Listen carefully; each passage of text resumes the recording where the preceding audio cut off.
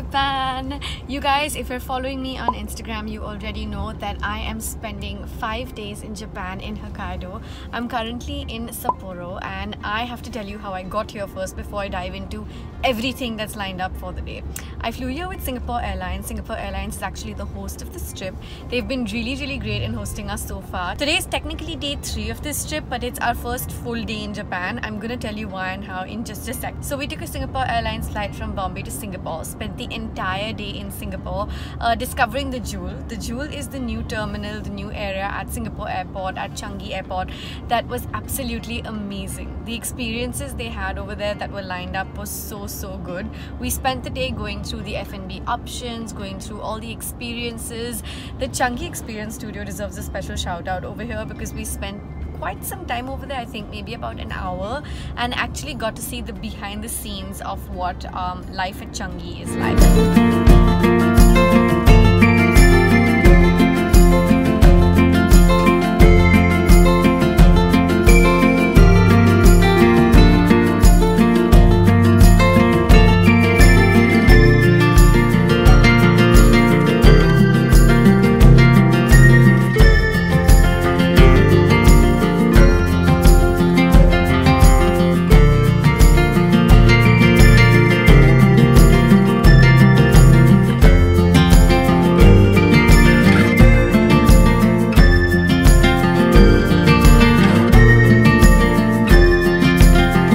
A few of you have already asked me on Instagram if you can visit the Jewel even during layovers and transits, and yes, you can.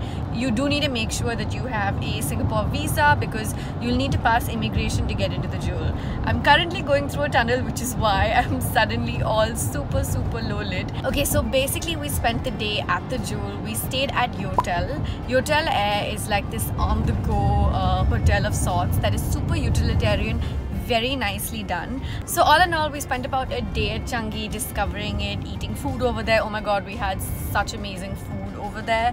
Apart from which, I also got to go to the Canopy Garden, which is on the top floor of the Changi, where you can actually go and explore a whole bunch of things, from slides to their whole trampoline jumping thing, which has a completely see-through floor. By the way, it's a whole net thing. Highly recommending this if you are not scared of heights. Okay, if you're not scared of heights, just reiterating that. And then we took a Scoot flight from Singapore to Sapporo, which flies via Taipei actually, so you do have about a 1-hour halt in the middle. And we're here. We landed here last evening and just had dinner. We had some yummy sushi for dinner and slept super early so we could kick off the stay nice and fresh. I've been saying we for a while, so in case you're wondering who's we with me, meet Roxanne. Hi! Roxanne is a food blogger and she's going to be with me for the next 5 days here in Japan. Stuck with I'm happily stuck with you. Happily stuck being the key word. We're on our way to Furano. I'm trying to get these pronunciations right. We're on our way to Furano, which is a 2.5-hour drive from Sapporo. It's supposed to be really beautiful. I've already looked it up on Instagram. I've already googled it to see just to know what I should be expecting. I actually mentioned that as a tip in my travel hacks video. If you guys haven't seen that, I will link that for you. Make sure you go ahead and watch it. It's a 2.5-hour drive. So far, super scenic, and we have a lovely guide and driver with us, so I will actually introduce you to in a bit because they're busy doing things right now. I'll also add their details down below in the info box, so if you are heading to Japan anytime soon, you might want to contact them to have you sort of taken around the city and just to arrange different activities for you. Going to go back to enjoying the scenic drive now. I will see you guys from Furano. Okay, so we're at Furano. We've made it here. Look at the beautiful flower field behind us. It's so pretty. Basically, they have a lot of lavender fields and a lot of lavender growth during the summers, and they have a ski resort here in the winters. This is how beautiful it looks, all the different flowers, and then there's this huge lavender patch, only lavender patch at the back, where we'll go in a couple of seconds.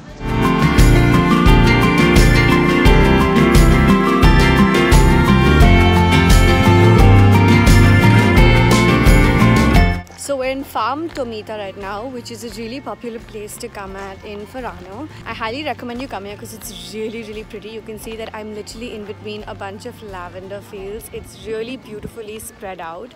They also have a lot of other colorful flowers, plants grown over here. This is very colorful in a place you can totally visit in the summer, but if you happen to come here in the winter, it's actually a ski resort, which I find so fascinating. The guide has been really helpful with information, and I'm definitely recommending that you get an English speaking guide when you come here, because the history, the culture, there's so much to learn, so much to know, which I don't think I would know if I was just visiting here offhand. So way to go on that, Singapore Airlines. I feel like they booked us a great guide. It's only day one, but I'm pretty impressed as of now. I'm giving you a glimpse of the colorful fields over here behind me that have a lot of beautiful flowers growing on it. I also managed to get a couple of pictures for Instagram, so I will go ahead and share them on Instagram, but let me go ahead and give you a little bit of a pop-up of it over here as well. One of the must-try things when you're here at the farm is getting yourself an ice cream, and this ice cream actually is lavender flavored, which is really cool and interesting. And really good. So now we're at Furano Resort Orika, which is a 10-minute drive from the which is a 10-minute drive from the Tomita farms. This is a really nice place, looks really pretty. You guys can see the restaurant around me. Actually, the view is really nice also. And I just ordered for my food, and it is here. I ordered for a whole lot of seafood, which I'm about to go and gorge on in just a couple of seconds. I'm pretty hungry, even though it's only 12:15. By the way, food disclaimer: if you're a vegetarian or someone who doesn't eat pork, beef, please make sure you ask what broths are used in the food, because in case you have any allergies, food preferences, you can tell them and they'll make sure that your food is prepared accordingly. I don't really eat red meat or pork at all. So I'm kind of being careful with my food orders over here. If you're here, keep that in mind with your food orders. I'm gonna go eat now. See you guys after.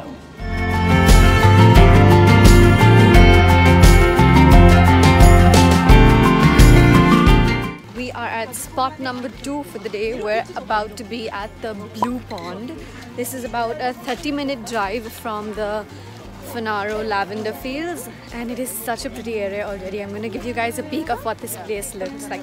By the way, meet Tomo. Tomo, say hi in my vlog. She's our amazing guide who's helping us with all of the information through the trip she's going to be with us. I will add her contact details down below. If you're coming this side, you guys have to get in touch with her.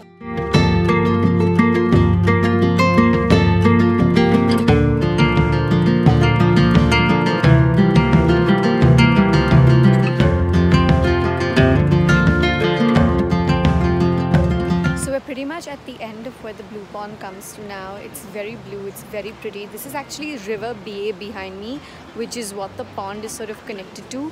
There's a dam over here. If you can see, this is the dam that basically where all the water comes through from. It's a really pretty place to come and visit. There's a lot of history here. Tomo also just told us all about the history of this particular area and the Blue Pond and the river and the, the whole thing. I'm also going to give you another glimpse that I'm seeing over here that I'm about to go check out. I'll insert it here in the video, which is a little bit more information if you like to know about these touristy spots and what makes them more popular.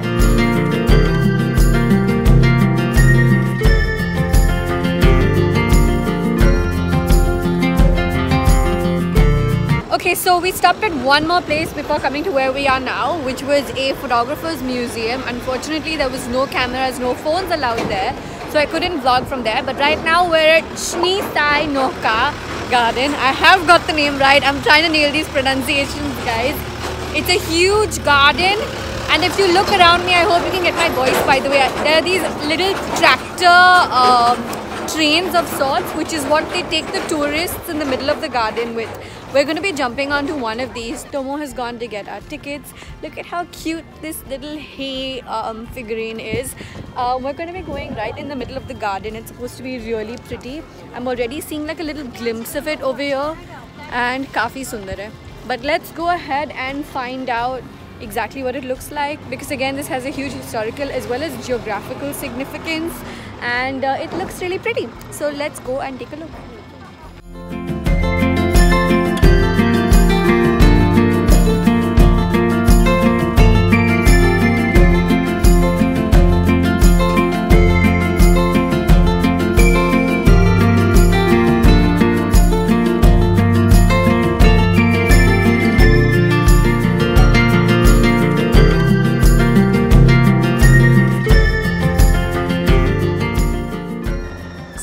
off from the tractor in the middle of all the flowers. We kind of missed it because it only waits for 5 minutes for you to take pictures, but we wanted to take a look at the different fields with different colored flowers. As you can see, it's a pretty colorful area over here, and you know I love flowers.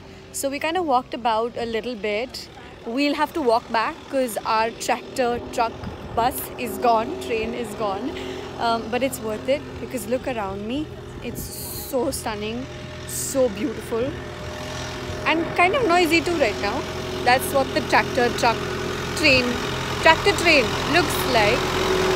So now that we're done looking around, I think we're going to walk back, and it's about a 5-10 minute walk back. So not bad at all, but really lovely. I think that if you're in Hokkaido, this is something you should totally not miss, especially if you're a flower lover like me.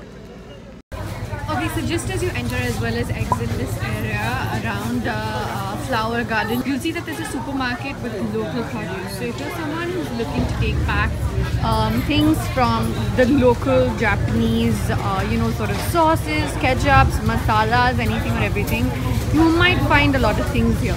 I'm planning to do that. I think I'm going to do that on my last day from the different supermarkets. But this is a really great idea in case you're someone who wants to take back local produce from here.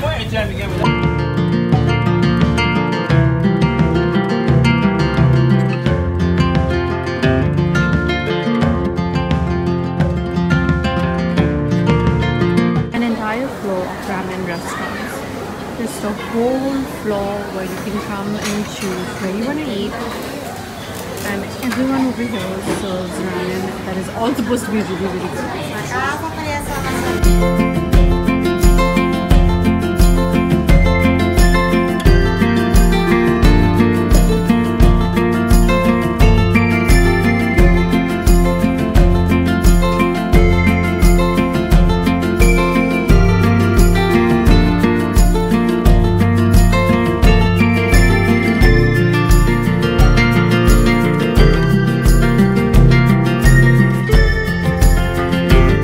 Guys, okay, so back in my hotel room, the ramen wasn't exactly up my speed. It was a little bit too bland, to be honest.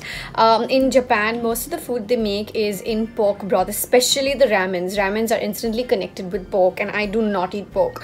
But I had a vegetable ramen and I feel like it was nice, but I kept adding like a whole lot of chili oil in it. I couldn't finish it because the portion was too big. But I was still hungry.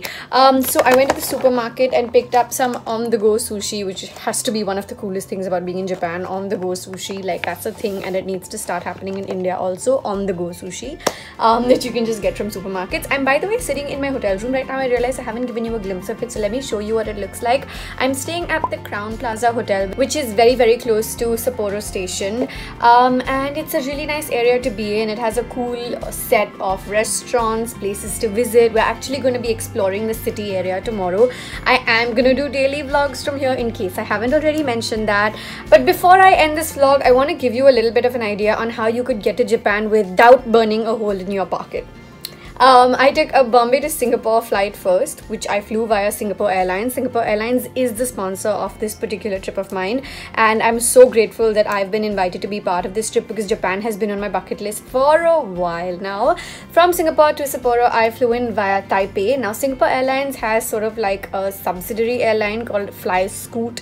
It's like a sister airline basically, which is super low cost. So depending on what time of the year you're flying, I think you should look up flight options on Scoot. They fly from Singapore to various countries all over the world.